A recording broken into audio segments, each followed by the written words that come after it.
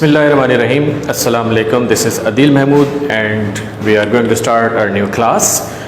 Previously हमने अब आप जानते हो कि पार्ट ऑफ स्पीच के कुछ पार्ट्स हमने डिस्कस किए, पढ़े, उसको सीखने की कोशिश की। कुछ ग्रामर के पार्ट्स थे जैसे कि articles, prepositions, tenses, active and passive voice, narrations, ये सब हमने सीखे, हमने उनको प्रैक्टिस होपफुली आप लोगों ने घर पे किया होगा और हमने कुछ सिखाने की आपको कोशिश की।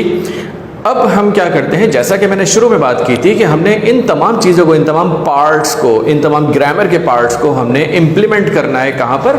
Spotting the errors and sentence correction पर।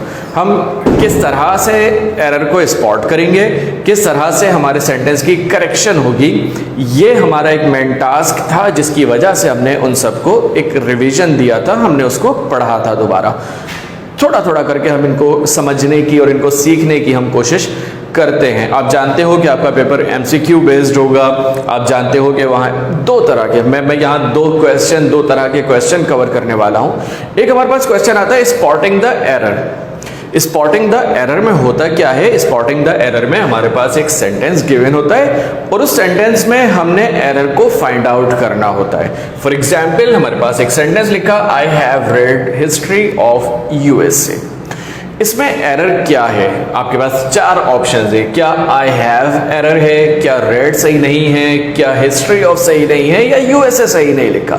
इसमें कहीं ना कहीं कोई ग्रामेटिकल एरर मौजूद है। अच्छा, मैं क्योंकि इस वक्त आपको जो है हर पार्ट को सेग्रीगेट करके बता रहा हूं, यानी कि मैंने यहाँ पर कुछ एग्जाम्पल्स लिख ली, तो यहाँ पर ये तमाम एग्जाम्पल्स में जो एरर होगा that would be related to articles. मैंने यहाँ दूसरे कॉलम में कुछ एग्जाम्पल्स लिखी, आपको नजर आ रही हैं। ये एग्जाम्पल रिलेट करेंगी प्रीपोजिशन से। हम पहले उनको सेग्रीगेट इसलिए कर रहे हैं कि हम इंडिविजुअली चीजों को समझ सकें, ताकि फिर हम जब कलेक्टिवली करने बैठेंगे तो हमारे लिए प्रॉब्लम ना हो। हम अपने जहन को हर जगह पे लगाते हुए तमाम तरह के एरर को फाइंड आउट कर सकें। तो यहां पर मैंने कहा दो काम हमने करने हैं। पहला क्वेश्चन हम क्या तैयारी कर रहे हैं कि हमने एरर को फाइंड आउट करना है, सॉरी। और किस तरह से फाइंड आउट करेंगे? हमने ये देखना होगा ए बी सी डी, वो जो चार ऑप्शंस हैं, कौन सा ऑप्शन इनकरेक्ट है, कौन सी चीज ए बी सी या डी, कहां पर एरर मौजूद है, कौन सी बात सही नहीं लिखी। सिर्फ हम जब एरर को फाइंड आउट कर लेंगे, जब हम एरर को स्पॉट कर लेंगे, तो हमारा काम मुकम्मल हो जाएगा। सही है, याद रखिएगा। दो तरह से अलग अलग क्वेश्चन, अलग अलग एमसीक्यूज आपके पास आ रहे होंगे। एक में आपको सिर्फ एरर को फाइंड आउट करना होगा, जैसा कि हमने यहां पर देखा कि ये एरर क्या हो सकता है। क्या एरर हो सकता है? आई हैव, मुझे लग रहा है कि ये सही है, रेड सही है, हिस्ट्री ऑफ सही है, यूएसए, यहां पर मुझे शायद कोई प्रॉब्लम है। प्रॉब्लम क्या? अच्छा, क्योंकि फिलहाल हमारा फोकस सिर्फ और सिर्फ आर्टिकल्स हैं, तो क्या हमने आर्टिकल पढ़ते वक्त ये सीखा था कि जब हम, वैसे तो before the name of country हमने आर्टिकल्स को ओमिट करना था, बट मैंने एक बात बताई थी, जब हम पॉलिटिकल स्टेट्स की बात करते हैं जैसे कि यूएसए, यूके, तो वहां पर आर्टिकल ओमिट नहीं होता, बल्कि डेफिनेट आर्टिकल यूज होता है, जो कि यहां मिसिंग है। इट मीन्स के यहां एरर है, तो डी जो है वो हमारा करेक्ट ऑप्शन हो गया, ये हमारा करेक्ट आंसर हो गया। हमने बता दिया कि ये गलत है। ये काम कब हो रहा है? जब हम कर रहे हैं सॉल्व क्या? Spotting the error. और अगर हम काम कर रहे होते सेंटेंस करेक्शन की, तो फिर हमारे पास जो चार ऑप्शंस होते उसमें हमारे पास जो है वो करेक्ट ऑप्शन दिया होता, और करेक्ट ऑप्शन क्या होता? वो हमारे पास होता है कि यूएसए से पहले क्या लग जाएगा? द लग जाएगा। राइट है। ये आपको जो है इस तरह से दो एस्पेक्ट्स में हमने इन एग्जाम्पल्स को सीखना है। पहला एस्पेक्ट है कि इस एरर को स्पॉट करना, दूसरा हमारे पास एस्पेक्ट होगा उस सेंटेंस, वो जो एरर है उसकी करेक्शन करना। क्या एरर है, उसको किस तरह से करेक्ट करेंगे, तो दोनों अंदाज में हमने इसको सॉल्व करना है। सेकंड एग्जाम्पल हम देखते हैं। अब हम दोनों काम जो है वो साइमल्टेनियसली करते हुए चलते हैं। सेंटेंस है, I am learning how to speak the English. जी गाइस, क्या प्रॉब्लम लग रहा है यहां पे? I am learning how to speak the English. देखिए, शायद किसी को ऐसा लगे कि यहां पे कोई एरर ही नहीं है, अच्छा, ये भी हो सकता है कि आपके पास एक ऑप्शन ये भी हो डी नो एरर, आपके पास सी हो नो एरर, ऐसा भी हो सकता है। बट फिलहाल तो मैं यहाँ बता दूं कि सब में एरर है, फिलहाल एरर है, सही है।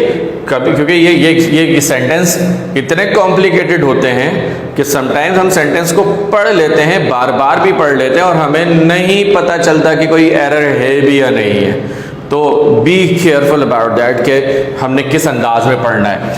I am learning how to speak the English. अब क्योंकि हमारा फोकस फिलहाल सिर्फ आर्टिकल पे है, फिलहाल ना हम प्रीपोजिशन को देख रहे हैं, फिलहाल ना हम वर्ब को देख रहे हैं, फिलहाल ना हम एडजेक्टिव को देख रहे हैं, फिलहाल हम सिर्फ और सिर्फ आर्टिकल को फोकस कर रहे हैं। तो देखिए यहां पर कहां आर्टिकल मिसिंग है, कहां कोई आर्टिकल एडिशनल लगा दिया गया है, कहां कोई आर्टिकल जो है वो रॉन्गली इंसर्ट कर दिया। तीन तरह के काम हमारे पास हो सकते हैं। आर्टिकल में तीन बातें हमने देखनी होंगी, या तो आर्टिकल मिसिंग यानी कि आर्टिकल होना चाहिए था नहीं लगाया, या आर्टिकल एडिशनल यानी आर्टिकल नहीं होना चाहिए था तो लगा दिया, या रॉन्गली इंसर्ट किया हो ए एन द, ये ए होना चाहिए था या नहीं होना चाहिए था, एन होना चाहिए था या नहीं होना चाहिए था, दा होना चाहिए था या नहीं होना चाहिए। ये तीन हमने जो है एस्पेक्ट्स देखते होंगे आर्टिकल में। तो जब हम इसको पढ़ते हैं, learning how to speak the English, यहाँ बात हो रही है कि मैं सीख रहा हूँ कि कैसे इंग्लिश बोली जाती है। यहाँ पर इंग्लिश जो है वो क्या बता रही है, लैंग्वेज बता रही है। और शायद आपको याद होगा, शायद नहीं यकीनन याद होना चाहिए कि हमने ये पढ़ा था कि जब हम किसी लैंग्वेज को बताते हैं, किसी लैंग्वेज का नाम लिखा होता है तो उस लैंग्वेज से पहले कोई आर्टिकल नहीं आता। तो यहाँ जो दा है वो रॉन्गली इंसर्ट किया है, मींस के स्पॉटिंग द एरर में एरर क्या है, डी। यहां पर अगेन एरर है, और एरर क्या करेक्ट हमने उसको किया, करेक्शन क्या की, करेक्शन ये कर दी कि इंग्लिश से पहले द नहीं होना चाहिए था। Now we move to sentence number 3। Titanic was devastated by an iceberg. जी, Titanic was devastated by an iceberg. क्या गलती है, क्या एरर है? फर्स्ट ऑफ ऑल एरर को फाइंड आउट करते हैं।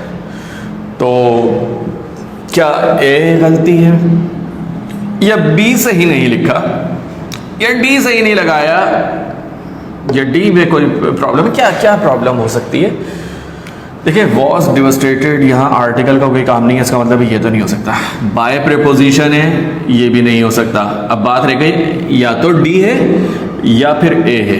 एन आइसबर्ग, एक ही आइसबर्ग से टकराया था, ये भी सही है। गलती यहाँ है, इसका मतलब है कि एरर क्या है, ए है। और एरर क्या है, टाइटैनिक। टाइटैनिक क्या था?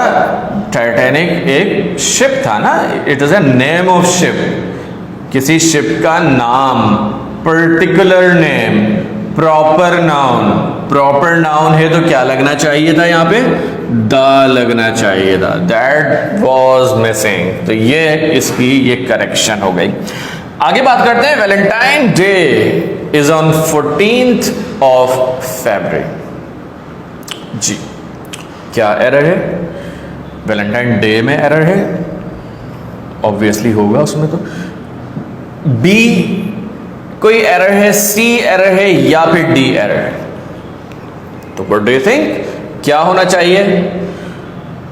Valentine day is on the 14th of February।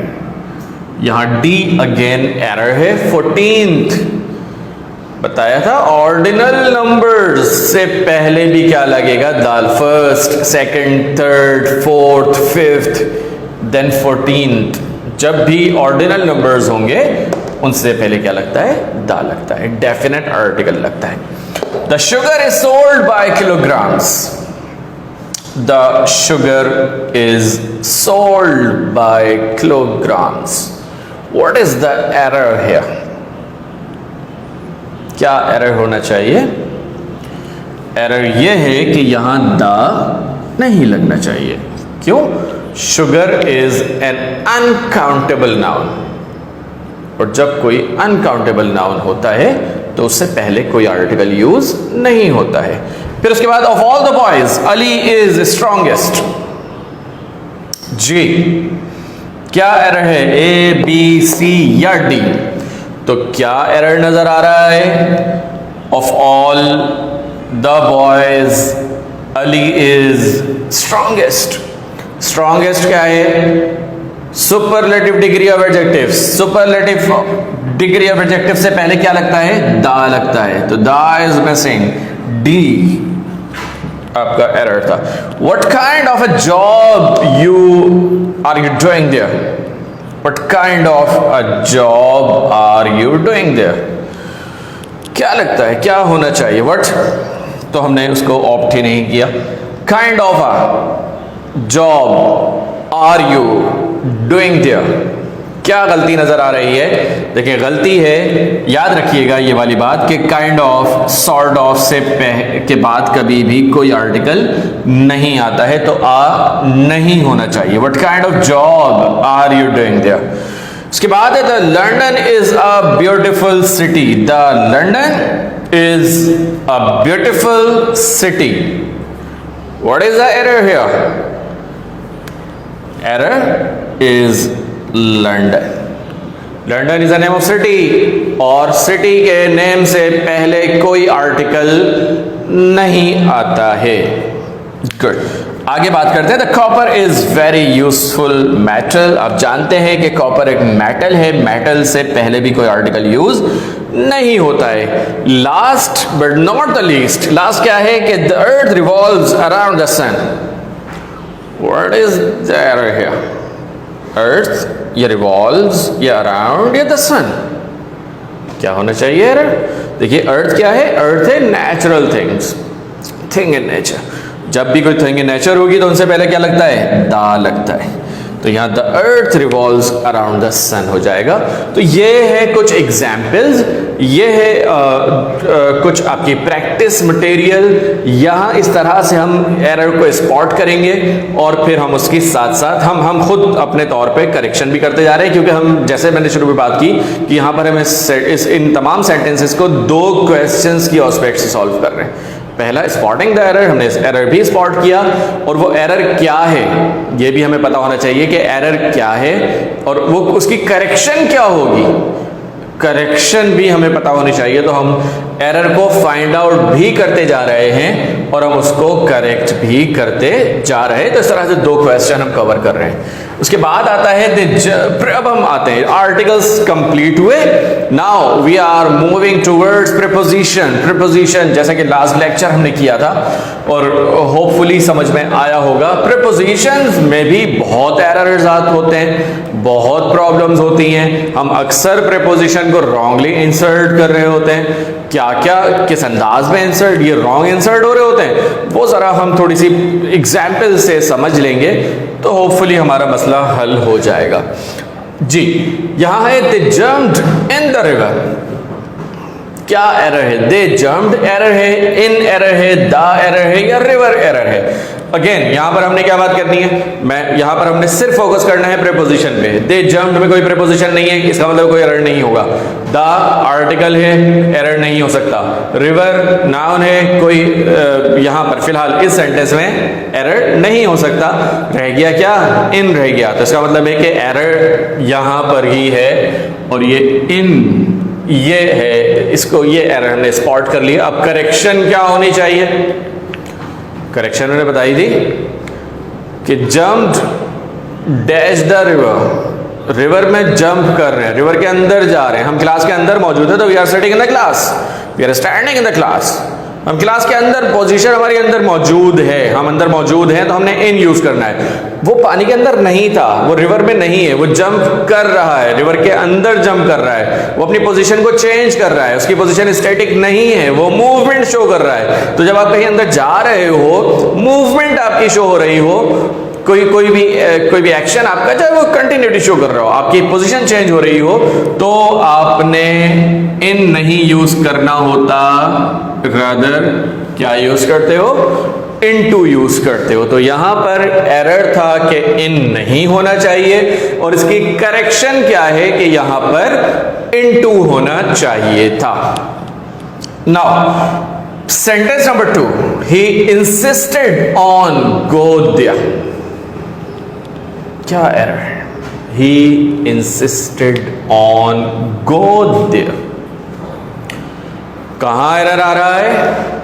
Error आपका आ रहा है, देखिए अब यहां पर एरर क्या है? ही इंसिस्टेड ऑन, सही है, गो देयर। एरर आपका आ रहा है सी में, और सी में एरर क्यों आ रहा है? देखो प्रीपोजिशन, जब भी कोई भी वर्ब किसी प्रीपोजिशन के बाद आता है तो वो हमेशा आईएनजी फॉर्म में आता है। तो यहां पर गो नहीं होगा बल्कि क्या होगा?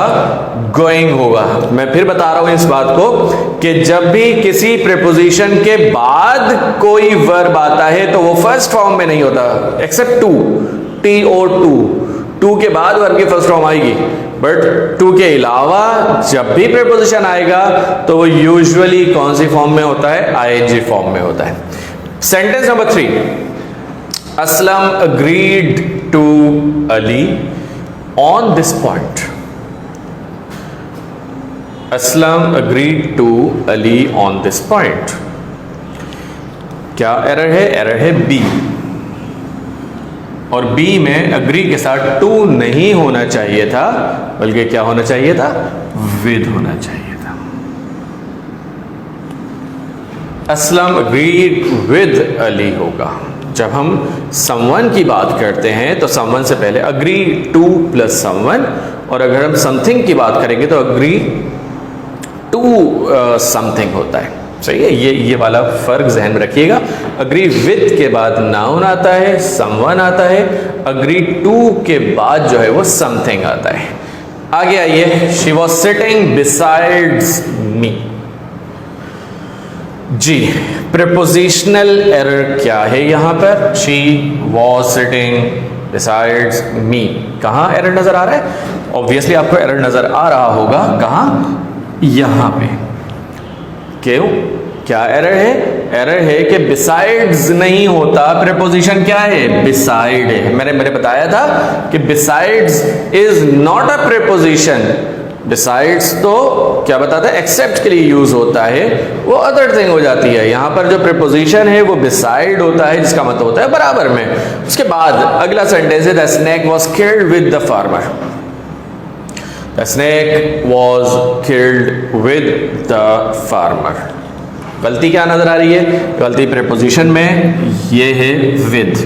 यहां विद की जगह क्या होना चाहिए था? बाय होना चाहिए था। The snake was killed by the farmer, सही है। तो यहां पर जिसके जरिए जो काम हो रहा है तो बाय हमने यहां पर यूज किया। उसके बाद ही केम ऑन एरोप्लेन। देखिए किसी ट्रांसपोर्टेशन के मीन को अगर यूज किया जाए तो उसके साथ या तो ऑन लग रहा होता है या फिर बाय लग रहा होता है। देखिए ऑन एरोप्लेन हो या फिर हो बाय बाइसाइकिल। एरोप्लेन से पहले ऑन लगेगा या नहीं लगेगा? बाइसाइकिल से पहले बाय लगेगा या नहीं लगेगा? एरर देखें, यहां दोनों में मैंने एरर लिखे हैं।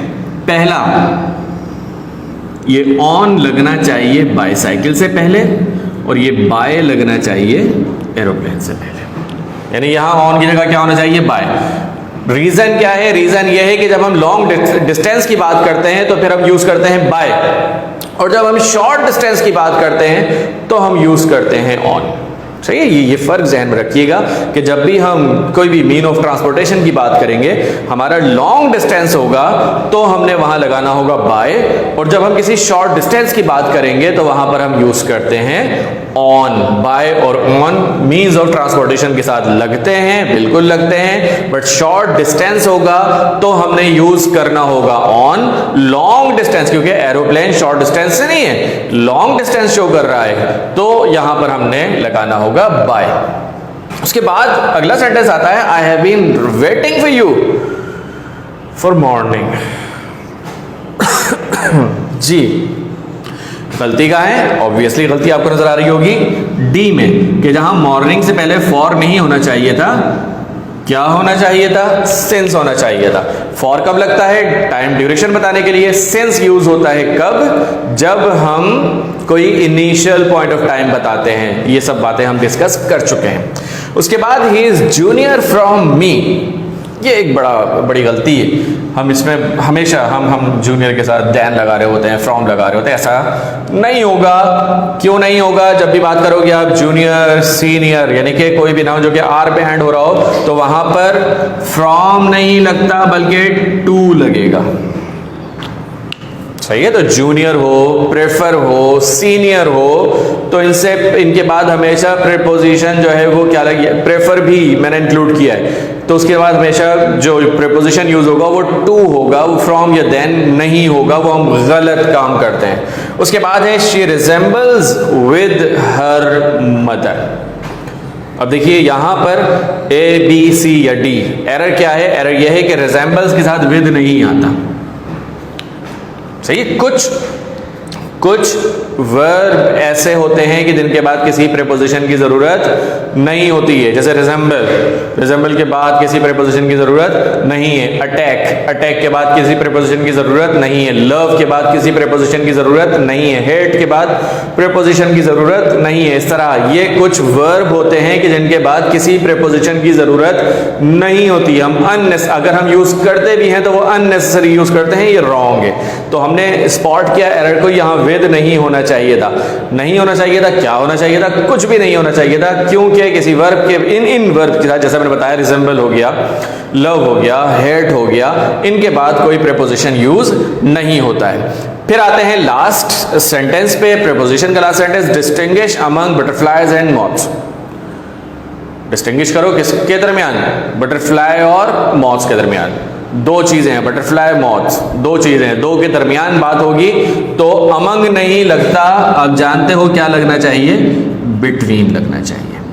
तो ये हो गया काम आपका प्रेपोजिशन का। आर्टिकल्स भी हो गए, प्रेपोजिशन भी हो गए, और अब हम आगे बात करेंगे टेंसेस की, और जो वर्ब से रिलेटेड जितनी भी चीजें हैं वो हम आगे बात करते हैं। ओके बेटा, let's start our new exercise that belongs to verb agreement. हमने वर्ब्स पढ़े थे टेंसेस की सूरत में, हमने उनको डिस्कस किया था एक्टिव पैसिव की सूरत में, हमने उनको सीखा था नरेशंस की सूरत में, यानी कि डायरेक्ट इनडायरेक्ट स्पीच की सूरत में। अब हमने अगेन यही सब बातें, वही तमाम रूल्स, वही तमाम प्रैक्टिसेस अपने जहन में रखते हुए उन वर्ब्स को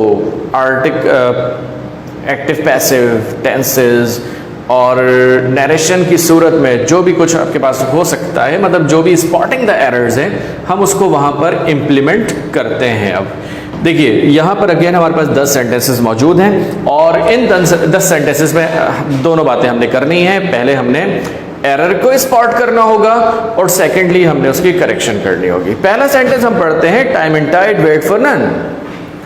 गलती कहाँ नजर आ रही है? गलती है या नहीं है? अगेन मैंने फिर जैसे पहले कहा कि नो एरर भी हो सकता है, कोई एरर नहीं होगा। तो आपको क्या लगता है कि यहाँ पर कोई एरर है या नहीं है? क्योंकि अभी हम वर्ब, हमारा यहाँ फोकस किस पे होना चाहिए? वर्ब पे होना चाहिए। हम बाकी सब छोड़ देते हैं, टाइम एंड टाइड को छोड़ देते हैं, फॉर को छोड़ देते हैं, नन को छोड़ देते हैं, जस्ट वेट को फोकस करते हैं, जो कि वर्ब है। क्या ये वर्ब सही है या नहीं है? तो क्या लगता है आपको, सही है या नहीं है? ये सही नहीं है, ये एरर है। और इसकी करेक्शन क्या होगी? इसकी करेक्शन होगी कि इसके साथ हम एस को ऐड कर दें। अब आप कहोगे कि हम एस को तो जब ऐड करते हैं कि जब हमारा सब्जेक्ट थर्ड पर्सन सिंगुलर हो।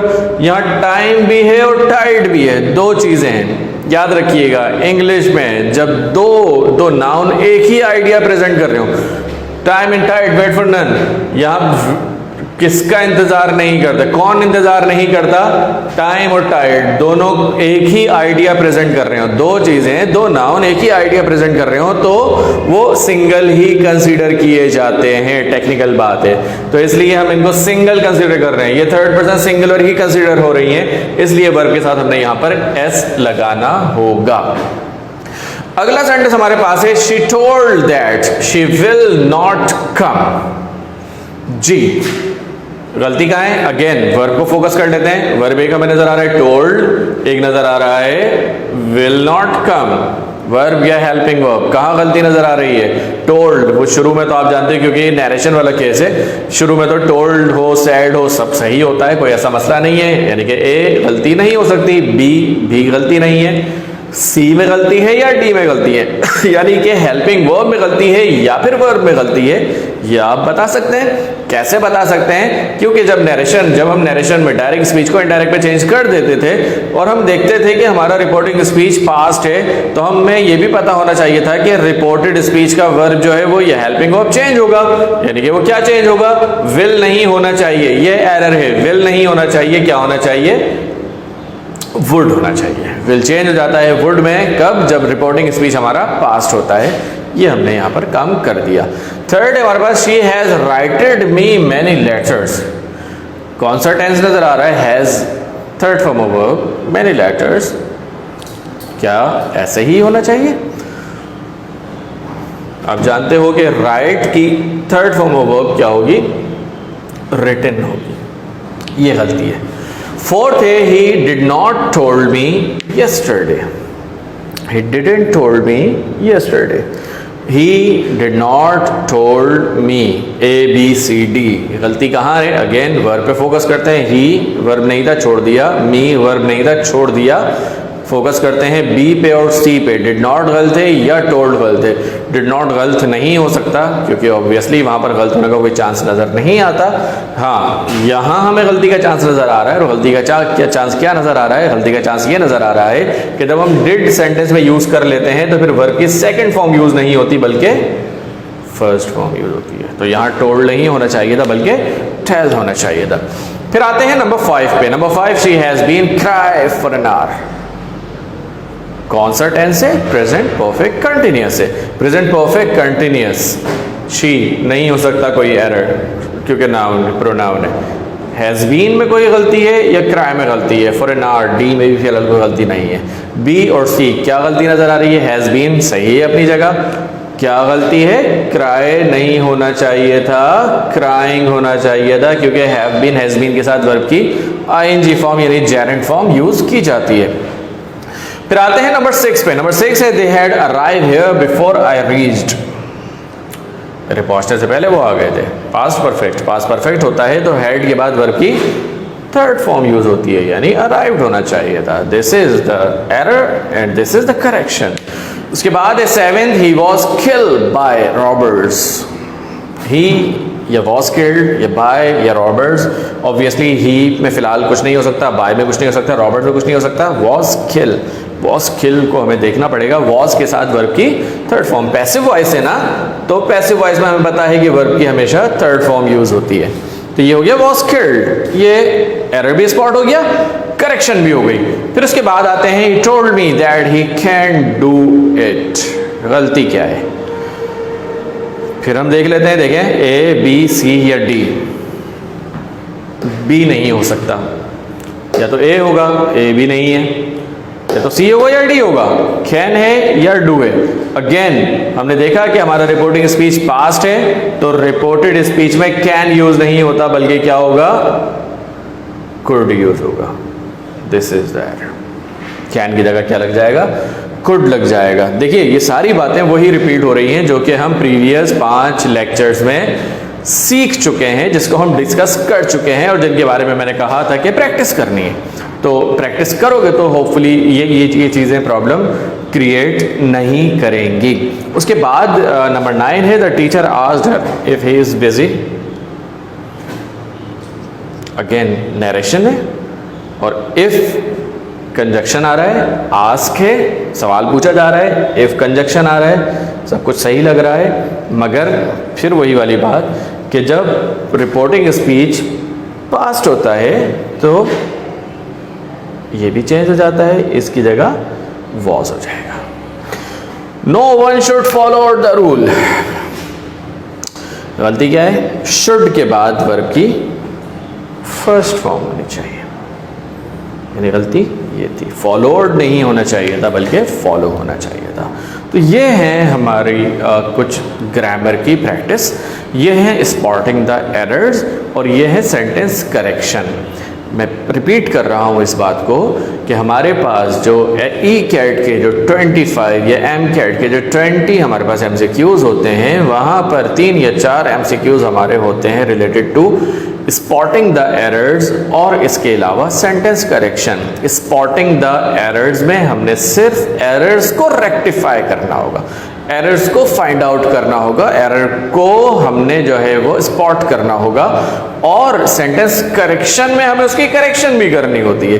तो हम यहाँ पर दोनों एस्पेक्ट्स पे काम कर रहे थे, हम एरर को भी फाइंड आउट कर रहे थे और साथ साथ हम सेंटेंस की करेक्शन भी करते जा रहे थे। तो ये सारे काम होपफुली आसान हो रहे होंगे, आसान हो जाएंगे, बट बात वही है कि आपने प्रैक्टिस करनी है। अगेन मैं बता रहा हूँ, इसका प्रैक्टिस का मटेरियल बहुत ज़्यादा है आपके नोट्स में मौजूद, आप उसको प्रैक्टिस करो, आप उसको बार बार सॉल्व करो। आप जितना मटेरियल नेट से भी उठा सकते हो, कोई इतना इश्यू नहीं है। मैक्सिमम जितनी प्रैक्टिस करोगे उतनी आपके अंदर परफेक्शन आएगी, और बिल्कुल बिल्कुल हम इंशाल्लाह ये वो इंग्लिश वाला जो पोर्शन है वो बहुत आसानी से सॉल्व करने में कामयाब हो जाएंगे। ओके गाइज, आज के लिए इतना काफ़ी है। मिलते हैं इंशाल्लाह नेक्स्ट क्लास में। अल्लाह हाफिज़।